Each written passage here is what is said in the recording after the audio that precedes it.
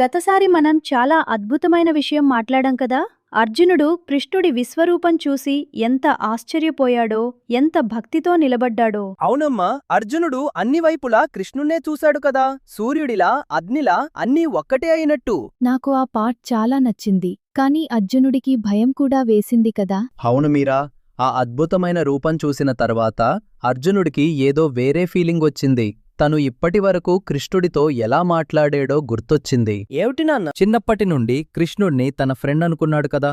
హే కృష్ణ, హే సఖా అని పిలిచాడు, నవ్వాడు, కొన్నిసార్లు తేలిగ్గా తీసుకున్నాడు.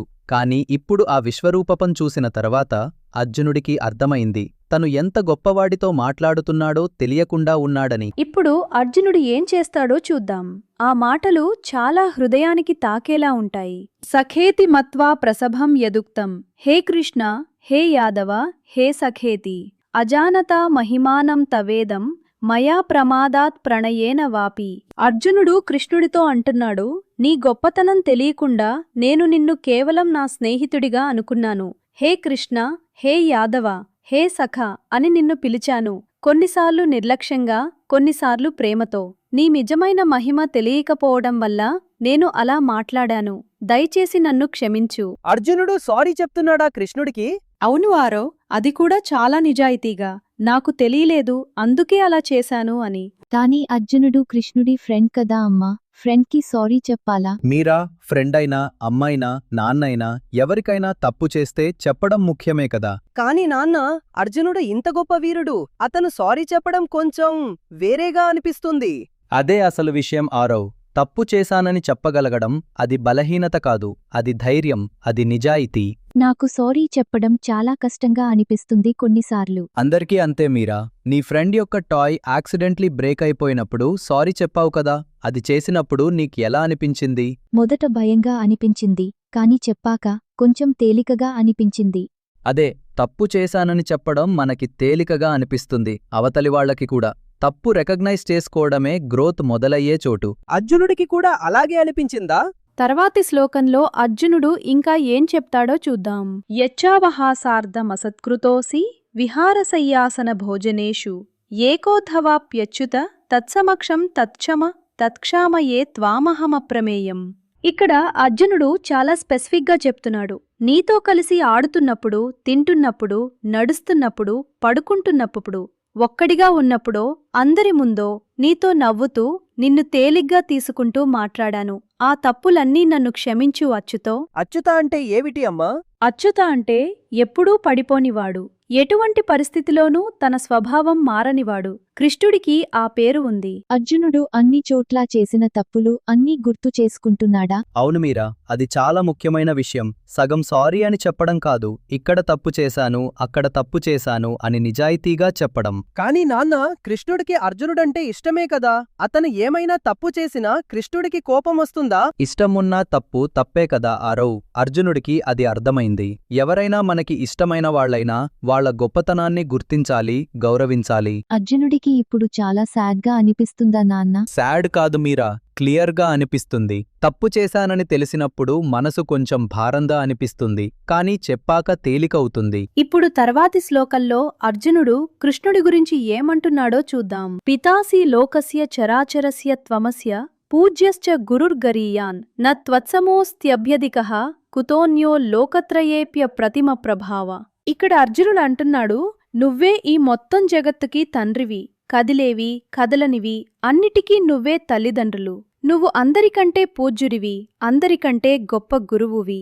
3 లోకాల్లో ఎక్కడా నీతో సమానమైనవాడు లేడు, నీకంటే గొప్పవాడు అసలే లేడు. 3 లోకాలు అంటే ఏమిటి అమ్మా? ఆకాశంలో ఉన్నది, భూమి మీద ఉన్నది, భూమి కింద ఉన్నది, ఈ 3 కలిపి 3 లోకాలు అంటారు ఆరవ్. అంటే అన్ని చోట్ల అని అర్థం. కృష్ణుడు అందరికీ తండ్రా? నాకు కూడా అర్జునుడు అలాగే అనుభవించాడు మీరా. ఆ విశ్వరూపం చూసిన తర్వాత ఈ మొత్తం జగత్తుకి ఒక మూలం ఉంది, ఒక శక్తి ఉంది అని అనిపించింది. నాన్న, అర్జునుడు ఇంత గొప్పగా చెప్తున్నాడు కదా, అప్పుడు తల తప్పు చేసినందుకు ఇంకా ఎక్కువ బాధగా అనిపించిందా? అదే అసలు విషయం ఆరవ్.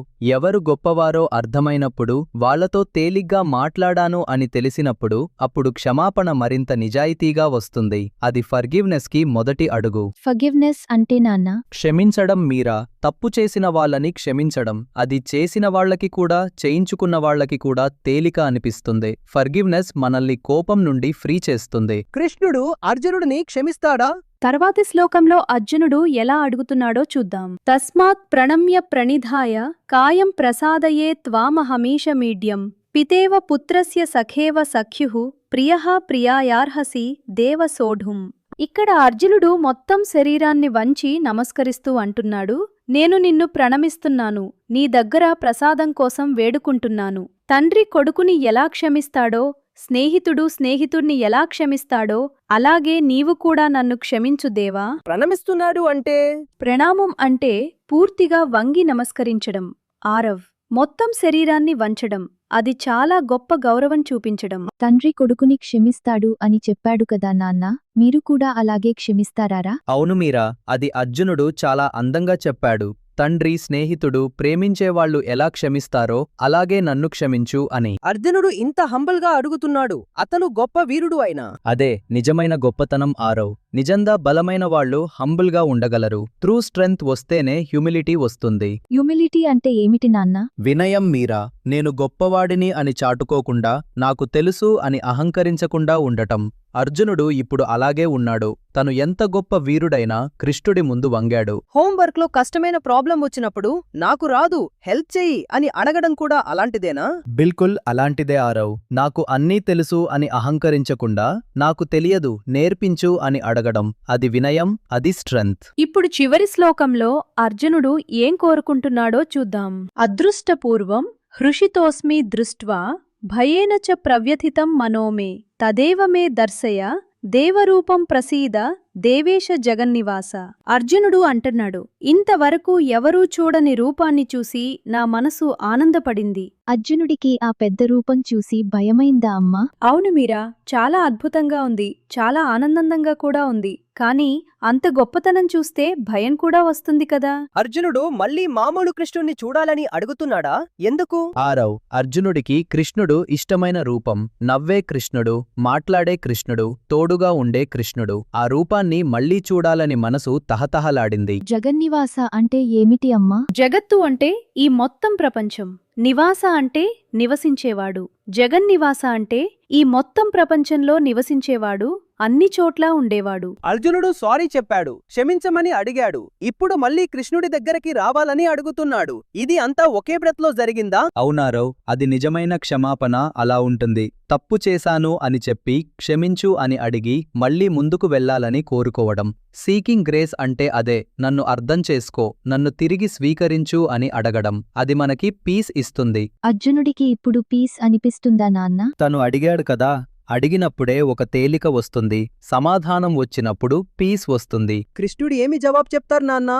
ఆరవ్, అర్జునుడు అడిగిన దాని గురించి ఒక్క నిమిషం ఆలోచించు. తప్పు చేశాను అని చెప్పడానికి, క్షమించమని అడగటానికి ఎంత ధైర్యం కావాలి? చాలా ధైర్యం కావాలి. కాని చెప్పేత తేలికగా అనిపిస్తుంది అని మీరా చెప్పింది కదా. అదే అర్జునుడు ఈ శ్లోకాల్లో మనకి చూపించాడు. పిల్లలు, ఈ 5 శ్లోకాల్లో అర్జునుడు చేసిన పని ఒక్కసారి గుర్తు చేసుకుందాం. మొదట్లో నీ గొప్పతనం తెలియకుండా తప్పు మాట్లాడాను అన్నాడు.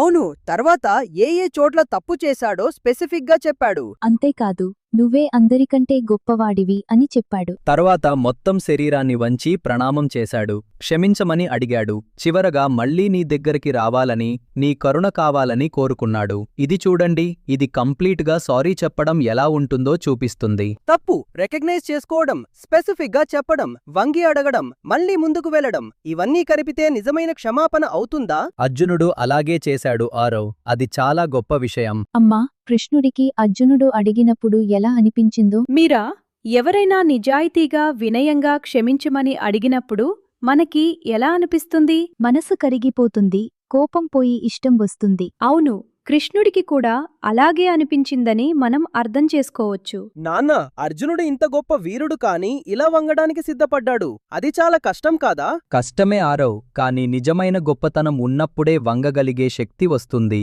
అది వీక్నెస్ కాదు, అది అర్జునుడి అతిపెద్ద స్ట్రెంగ్త్. నాన్న, నేను కూడా తప్పు చేసినప్పుడు అర్జునుడిలా చెప్పగలను కదా. అవును మీరా, అర్జునుడే చేయగలిగితే నువ్వు కూడా చేయగలవు. ఈరోజు అర్జునుడు మనకి చాలా అందమైన విషయం చూపించాడు. తప్పు చేశానని చెప్పడం, క్షమించమని అడగడం, మళ్లీ ముందుకు వెళ్లడం, ఇది చాలా ధైర్యమైన పని. కృష్ణుడు ఏమి జవాబు చెప్పాడో తెలుసుకోవాలని ఉంది అమ్మా. తర్వాతి శ్లోకంలో కృష్ణుడు అర్జునుడికి ఏం చెప్తాడో చూడు.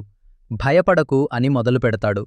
భయంతో వణికిపోతున్న అర్జునుడికి కృష్ణుడు ఆ మాట ఎందుకు చెప్తాడు అని ఆలోచించు. భయపడకు అని అంటే కృష్ణుడు అర్జునుడిని క్షమించాడా నాన్నా? అదే మనం చూడాలి మీరా.